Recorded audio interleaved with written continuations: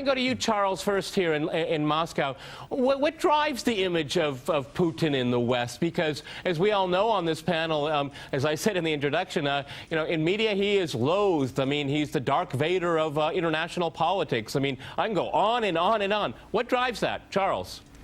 Yeah, well, you know, one of the reasons we started the site was because we felt that the Western media had done a terrible job of reporting what's going on in Russia. And probably the worst example of that is the image and the picture of Putin that they portray there. I mean, it is completely inaccurate, and it has no real connection to what the man is actually like. And so what's really happening is the media is not telling the truth about who this man is. Okay, Charles, who is this man then? Go ahead, in a nutshell. Who is he? Okay, basically, you know, political leaders change over time, and Putin's been on the job for 15 years, and he's emerged and changed, and what he's emerged as is a traditional conservative European political leader, a very powerful one.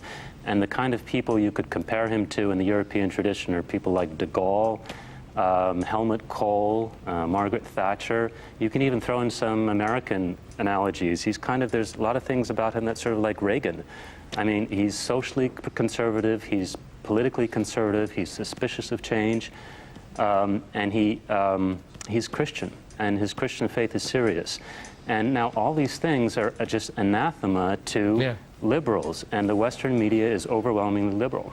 Okay, Alexandra in London, how would you react to what Charles said there? Because, you know, I remember when Putin came to power in the early 2000s, and he wasn't the same man he is now. He had much more of a liberal orientation, willing to work with the West, made a lot of concessions to the West, and then speed up. I was in the Valdai conference last week in Sochi, and a very different man, and very much like what Charles said here, a very strong leader, a man of very strong traditional values, and it's amazingly popular here, and I would say around the world as well. Alex, go ahead, in London. Well, it's interesting you mentioned how Putin has changed over the years, and we've seen the perception of Putin change as he has changed himself. And that's not only with Putin. Let's kind of go back a little bit as well into the history of Russia. Let's look at Boris Yeltsin, for example. Fascinating that, you know, he right now is regarded as not a very popular man. You know, a lot of Russians actually really dislike what he did to Russia, and yet in the West, Boris Yeltsin is considered a hero, whilst on the other hand, Putin is a very, very popular man. I think latest statistics show that, you know, he has over 80% popularity in Russia, and yet he is demonized in the West. So that tells you a lot about what the West actually wants from Russia, because if the Russian people like President Putin, that means he's doing something right for the country. And if the West doesn't like him, that means he's doing something that the West doesn't like. That doesn't necessarily mean that it's bad for Russia. In fact, it probably means it's a good thing for Russia. So we have to remember here, when the West says that either they like President Putin or not, it doesn't depend on whether he's doing something good for the country. It depends on whether Putin is doing something good for the West. And that's an important distinction to make. Okay, Martin, I'm really glad that we heard Yeltsin brought up. We could throw in Gorbachev as well, because Yeltsin and Gorbachev always agreed with the West, or bent over backwards to agree with the West. And then Vladimir Putin says, "Niet." No, very often, because it's not in Russia's interest, at least how he understands the country's national interest. Go ahead, Martin. Yes, absolutely right. There's a caesura here between Yeltsin and Gorbachev. They appear to be in love with the West because they thought that the way forward in Gorbachev's place, the Soviet Union, in Yeltsin's place, Russia, the way for Russia to go was, if you like, the American way. Copy the Americans. Liberal democracy, capitalist economy, human rights, a love-in between Russia and America. That's great, and so on. And that's the way forward. And along comes Vladimir Putin, and he says, "Niet, we don't want to go along the American way, because the American way is leading to ruin. America is an absolute mess." After 2008, the Washington Consensus, the whole idea of a liberal market economy and so on, was brought into question. American economic ideas, you should put a question mark behind them and so on. We have to find our own way forward. There's no use copying the Americans, and also you should say the Chinese came to the same conclusion as well. So Putin is agreeing with the Chinese. Xi Jinping and Putin agree on this. So what Putin is doing is in fact trying to map out for Russia its way forward, which is not the same as the European Union because it's going to wreck and ruin, not the same as America. We don't want American values. And when it comes to Putin, as somebody has said, he is conservative. He's socially conservative. He's against gay rights, gay marriage and things like that. He doesn't accept those.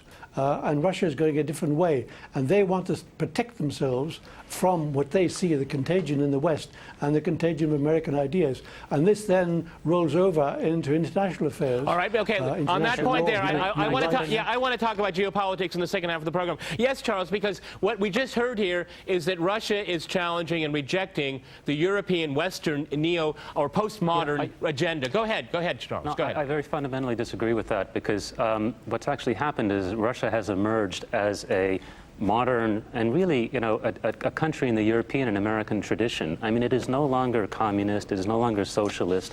It's private enterprise. It's and what it really reminds me of and is similar to are conservative versions of American governments and European governments going back over the last 20, 30 years. And in fact, Vladimir Putin is genuinely the kind of person who would be very popular among conservatives in America and Europe.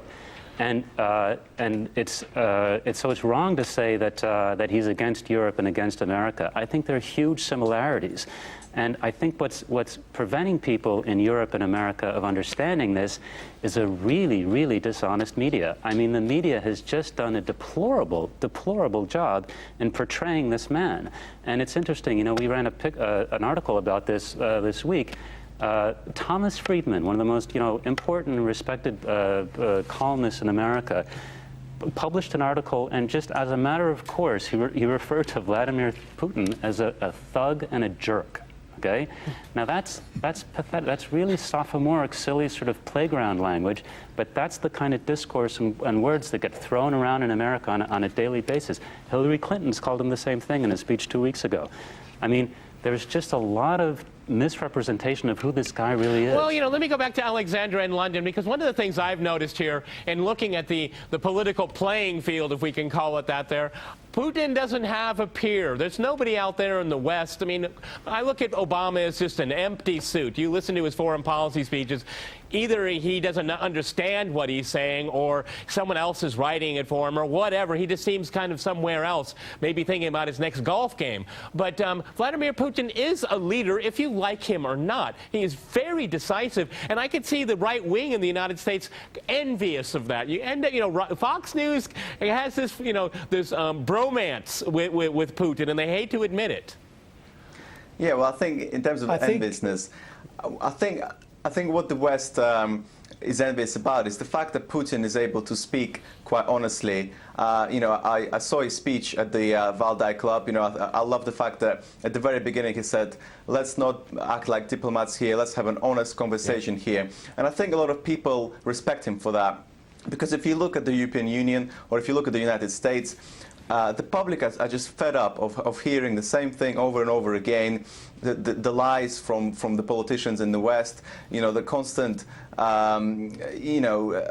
interventions into countries that, the West should intervene in, and then coming up with some bizarre reason for why they did that, and then spinning stories in a way that is completely false. And then Putin comes along, and he says it how it is. He says exactly what's going on in the world. And, in his Valdai speech, he spoke openly about the fact that the American diktat, as he called it, has created a lot of insecurities in the world, a lot of destabilization, a lot of problems. And I think for a lot of people it's actually refreshing to see a politician of his stature, of a country as big as powerful as Russia, to speak openly about what's going on. I think a lot of people actually Alex, agree with Putin. And as you said, Peter, he's actually very popular. Okay. He's actually very, very popular outside of the West.